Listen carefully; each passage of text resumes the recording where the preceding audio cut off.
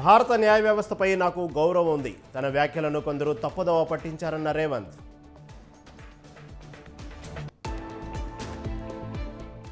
నిధులు అవసరం ఉన్న ప్రతి చోట ప్రభుత్వం బడ్జెట్ ఇస్తుంది. సీఎం రేవంత్ విజన్లో 4th సిటీని నిర్మిస్తామన్న భట్టి. బీఆర్ఎస్ పాలనలో ప్రాజెక్టు పనులు నత్తనడక సాగాయి. ఆర్థిక ఇబ్బందులు ఎన్ని ఉన్నా ప్రాజెక్టులు పూర్తి చేశామన్న ఉత్తమ్.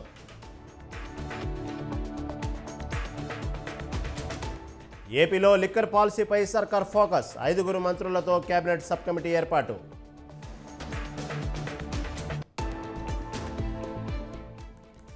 కాదంబరి చేసిన ఆరోపణలపై సమగ్ర విచారణకు ఆదేశించాం. బాధ్యులైన వారిపై చట్టపరమైన చర్యలు ఉంటాయన్న కొల్లు రవీంద్ర.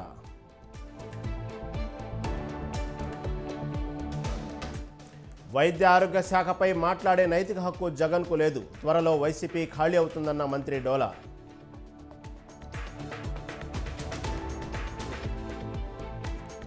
పదవులను స్వార్థం కోసమే వాడుకుంటే నష్టపోతారు. రాజకీయాల్లో ఉన్నంతకాలం జగన్తో ఉంటానన్న పిల్లి సుభాష్.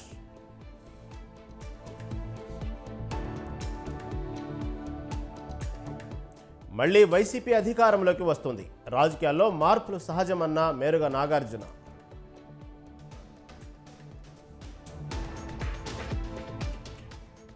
వైసీపీకి 2 ఎమ్మెల్సీలు గుడ్ బై. రాజీనామా చేసిన కళ్యాణ్ చక్రవర్తి, పద్మశ్రీ.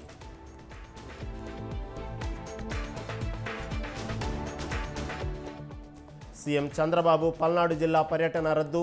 వర్షం కారణంగా వన మహోత్సవం కార్యక్రమం వాయిదా.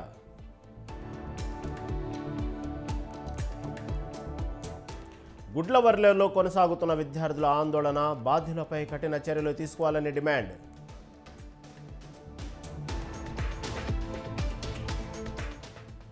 నాలాల ఆక్రమణలపై జీహెచ్ఎంసీ హైడ్రా ఫోకస్. రామ్నగర్లో నాలాలపై అక్రమ నిర్మాణాల కూల్చివేత.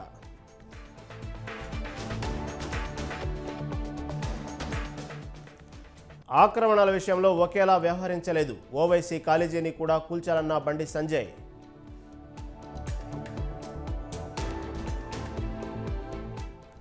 మానవీయత మర్చిపోయి ప్రభుత్వం దుర్మార్గానికి పాల్పడింది. అంధులను రోడ్డు మీద పడేసిందన్న శ్రీనివాస్ గౌడ్.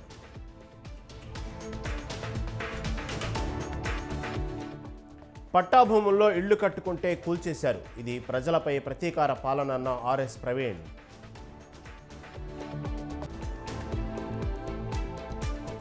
పిఠాపురంలో సామూహిక వరలక్ష్మి వ్రతాలు. ఆడపడుచులకు పవన్ కళ్యాణ్ కానుక.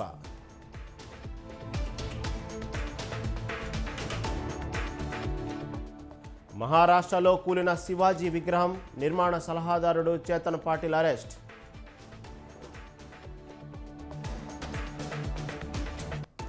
శ్రీశైలం జలాశయానికి కొనసాగుతున్న వరద. 10 గేట్లు ఎత్తి దిగువకు నీరు విడుదల.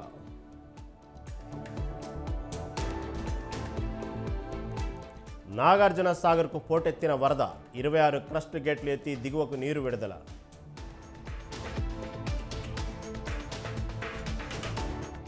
బంగాళాఖాతంలో అల్పపీడనం. తెలుగు రాష్ట్రాలకు వర్ష సూచన.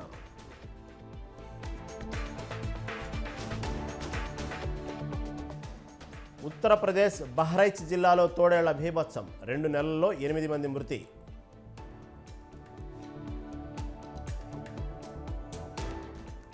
ఇజ్రాయెల్ హమాస్ యుద్ధానికి తాత్కాలిక బ్రేక్. 3 రోజుల కాల్పుల విరమణను ఇరు వర్గాల అంగీకరణ.